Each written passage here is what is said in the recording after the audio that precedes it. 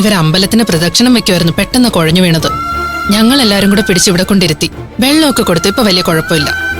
ഇന്ന് എങ്ങോട്ടും പോകരുതെന്ന് ഞാൻ ഇന്നലെ പറഞ്ഞതല്ലേ ആന്റി. ഇന്നലെയും തലച്ചുറ്റൽ വന്ന് ഹോസ്പിറ്റലിൽ കൊണ്ടുപോയതാണെന്നുള്ളൊരു ചിന്തയെങ്കിലും വേണ്ടായിരുന്നു ആന്റിക്ക്.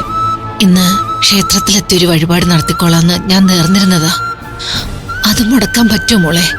അസുഖമായിട്ട് കിടക്കുമ്പോ വഴിപാട് നടത്തണമെന്ന് ഒരു ദൈവം പറഞ്ഞിട്ട് ഇതിപ്പോ എല്ലാവർക്കും ബുദ്ധിമുട്ടായില്ലേ? എന്താ ആന്റി ഇത്? സ്വന്തം ആരോഗ്യം നോക്കണ്ടേ? എന്റെ ഇപ്പോഴത്തെ പ്രശ്നങ്ങൾ ആന്റിക്ക് അറിയാവുന്നതല്ലേ. എല്ലായിടത്തും ഓടിയെത്താൻ എനിക്ക് പറ്റില്ല. എനിക്ക് വേറെ കുഴപ്പമൊന്നുമില്ല മോളെ. ആഹാരം കഴിക്കാത്തതുകൊണ്ട് ഷുഗർ താഴ്ന്നതായിരിക്കും. ആ കൊള്ളാം, നന്നായിട്ടുണ്ട്. അപ്പൊ ആഹാരം കഴിച്ചില്ല അല്ലേ? ഒരു ദിവസം ഒരു പിടി ഗുളിക കഴിക്കാനുണ്ട്. അതിന്റെ കൂടെ ആഹാരം കൂടി കഴിക്കാതിരുന്നാൽ എങ്ങനെയാ?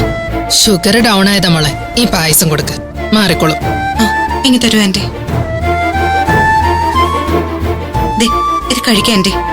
എനിക്കിപ്പോ വേണ്ട മോളെ. വേണ്ടെന്നോ? ആന്റി പറയുന്നത് കേൾക്ക്. ഷുഗർ കുറഞ്ഞതായിരിക്കും. അതല്ല, എനിക്കിന്ന് പകൽ ഉപവാസമാ. വൈകുന്നേരം വരെ ഭക്ഷണം കഴിക്കാൻ പാടില്ല. മോളെ ദേഷ്യപ്പെടല്ലേ മോളെ. ഗൗതമിന് വേണ്ടി നേർന്ന നേർച്ചയാ. ഇങ്ങനെ നേർച്ച നടത്താൻ പോയാലേ മോൻ തിരിച്ചു വരുമ്പോ അമ്മ ജീവനോടെ കാണില്ല. ഉപവാസമൊക്കെ മതി. ഇതങ്ങോട്ട് കഴിച്ചേ. കഴിക്കാൻ.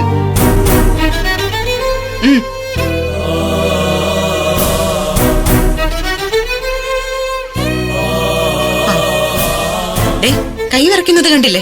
ഷുഗർ ഡൗൺ ആയത് തന്നെയാ. ഞാൻ മാറി തരാം.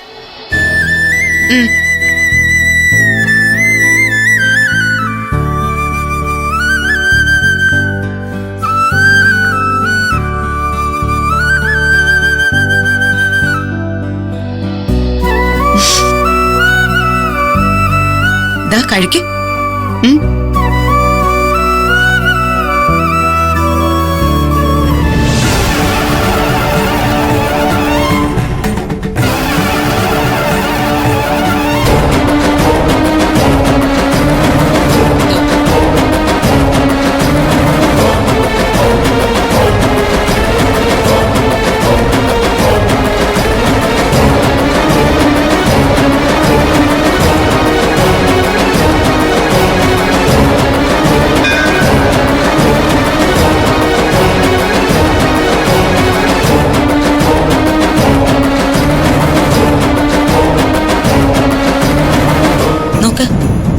ഇത്രയും മധുരെങ്കിലും ചെന്നപ്പോ തന്നെ വിറയിലൊക്കെ മാറി. മേലിൽ ഉപവാസം എന്ന പരിപാടിയുമായിട്ട് ഇറങ്ങിക്കരുത്. എന്റെ അമ്മായിയമ്മയെ കൊണ്ട് അതൊന്നും പറ്റില്ലെന്ന് ഞാൻ ദൈവത്തോട് പറഞ്ഞോളാം. പോയി കൈ മുഖമൊക്കെ കഴുകിയിട്ട് വരാം. കുറച്ചു നേരം കൂടി കഴിഞ്ഞിട്ട് പോവാം. എന്ന് എഴുന്നേക്ക്. വാ, എഴുന്നേറ്റോ.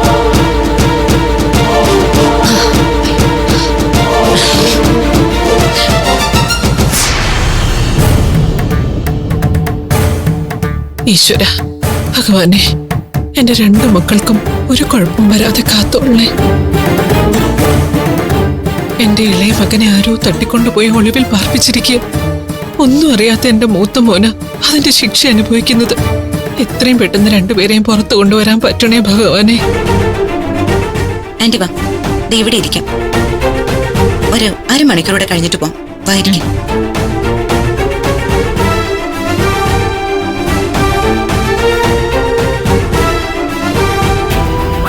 എന്റെ ഗൗതമിനെ ജയിലിൽ നിറക്കാൻ വേണ്ടി നിധിമോൾ ഒരുപാട് കഷ്ടപ്പെടുന്നുണ്ട്. ഇപ്പോഴും അവൾ ഒരു ഗുണ്ടയുടെ വീട് കണ്ടുപിടിക്കാൻ വേണ്ടി പോയേക്ക്. എന്റെ മോൾക്കൊരു വഴികാട്ടിയായി എപ്പോഴും കൂടെ ഉണ്ടാവണേ ഭഗവാനെ. എന്താ മുഖത്തൊരു വിഷമം? ഓർക്കായിരുന്നു ഞാൻ, ഗൗതമിനെ പോലൊരു മകനെ ദൈവം ഈ അവസാന നിമിഷം മുന്നിൽ കൊണ്ട് തന്നതുകൊണ്ടല്ലേ എനിക്ക് ഇതുപോലൊരു മരുമകളെ കിട്ടിയത്. ഇനി മരിക്കുന്നതുവരെയും എന്റെ മോന്റെയും ഈ മരുമോളുടെ കൂടെയും ഒരുമിച്ച് ജീവിക്കണമെന്ന് തന്നെയാ എന്റെ ആഗ്രഹം. ജീവിതത്തിൽ എന്തു വേണമെങ്കിലും ഞാൻ നഷ്ടപ്പെടുത്താം ഭഗവാനെ. പക്ഷെ എന്റെ ഗൗതം, അവനെ മാത്രം എനിക്ക് നഷ്ടപ്പെടാൻ പറ്റില്ല. അതിപ്പോ അവന്റെ പെറ്റമ്മയാണെങ്കിൽ പോലും ഞാൻ വിട്ടുകൊടുക്കില്ല. എന്റെ മോനൊരു പോറൽ പോലും ഏൽക്കാതെ അവൻ എന്റെ കയ്യിലേക്ക് തിരികെ കൊണ്ടു തരണേ ഭഗവാനെ. എന്റെ ക്ഷീണമൊക്കെ മാറി. എങ്കിൽ പിന്നെ നമുക്ക് ഇറങ്ങിയാലോ? ഭഗവാനെ കാത്തോളണേ. ഒരു 10 മിനിറ്റ് കൂടി ഇരിക്കെ, എന്നിട്ട് പോ. എങ്ങനെയെങ്കിലും ആ പവിത്രന്റെ വീട് കണ്ടുപിടിക്കാനായിട്ട് ഇറങ്ങിയതായിരുന്നു ഞാൻ. അപ്പോഴാ ഈ അമ്പലത്തിൽ നിന്ന് വിളിച്ച് ആന്റി ഇവിടെ സുഖമില്ലാതിരിക്കുന്നു എന്ന് പറഞ്ഞത്. അയ്യോ, എങ്കി പിന്നെ ഒരു കാര്യം ചെയ്, മോള് പൊയ്ക്കോ. ആ കാര്യങ്ങൾ നടക്കട്ടെ. കുറച്ചു നേരം കൂടി ഇവിടെ ഇരുന്നിട്ട് ഞാൻ എഴുന്നേറ്റ് പൊക്കോളാം.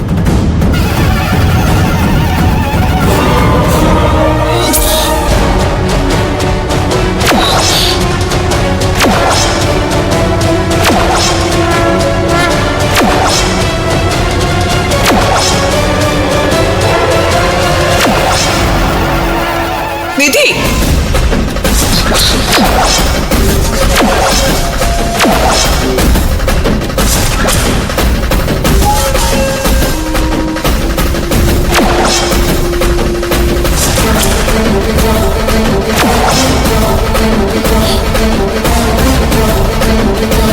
ഡ്രസ് ചെയ്തുകൊണ്ട് നിന്ന് ഞാൻ ഒരു 5 മിനിറ്റ് നിൽക്കാൻ പറഞ്ഞിട്ട് അതിന് പോലും സമയമില്ലാതെ നീ വീട്ടിൽ നിന്ന് ഇറങ്ങി ഓടിയത് ഇതിനായിരുന്നോടി?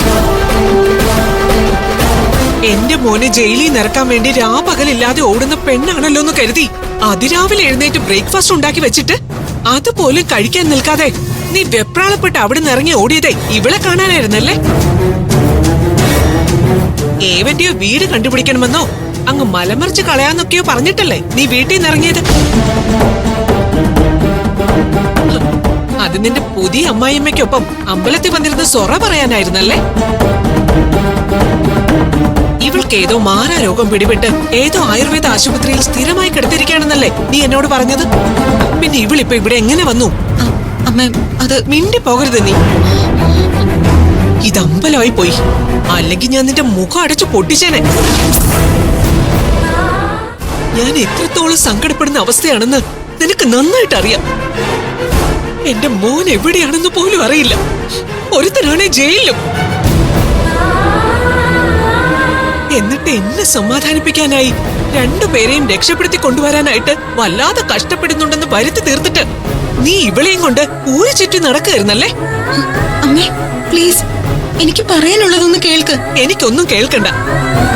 ഇതാരും പറഞ്ഞറിഞ്ഞതൊന്നും അല്ലല്ലോ. ആശുപത്രി കിടക്കുന്ന ഇവളെ നിനക്ക് എങ്ങനെ ഇവിടുന്ന് കിട്ടി? പറ. ആ സത്യം അമ്മയോട് പറഞ്ഞിട്ടില്ല എന്നുള്ളത് നേരാണ്. നിഖിലിനെയും എന്റെ അമ്മയും വീട്ടിൽ നിന്ന് ഇറക്കി വിട്ടതിന് ശേഷം ഇവരെ 3 പേരെയും കൂടി ഒരു വാടക വീടെടുത്ത് അവിടെയാ താമസിച്ചിരിക്കുന്നത്. നിർമ്മലാന്റിയുടെ പേര് കേൾക്കുന്നത് പോലും അമ്മയ്ക്ക് ഇഷ്ടമില്ലാത്തത് കൊണ്ട് മാത്രമാ ഞാനത് അമ്മയോട് പറയാതിരുന്നത്. അതെന്തോ ആയിക്കോട്ടെ, ഇവൾ ആശുപത്രി കിടന്നാലേ എനിക്കൊന്നുമില്ല. നീ വാടക വീടെടുത്ത് നിന്റെ അമ്മയുടെ കൂടെ താമസിപ്പിച്ചാലേ എനിക്കൊന്നുമില്ല. പക്ഷേ നീ എന്നോട് കള്ളം പറഞ്ഞിട്ട് എന്തിനിവളെ കാണാൻ വന്നു?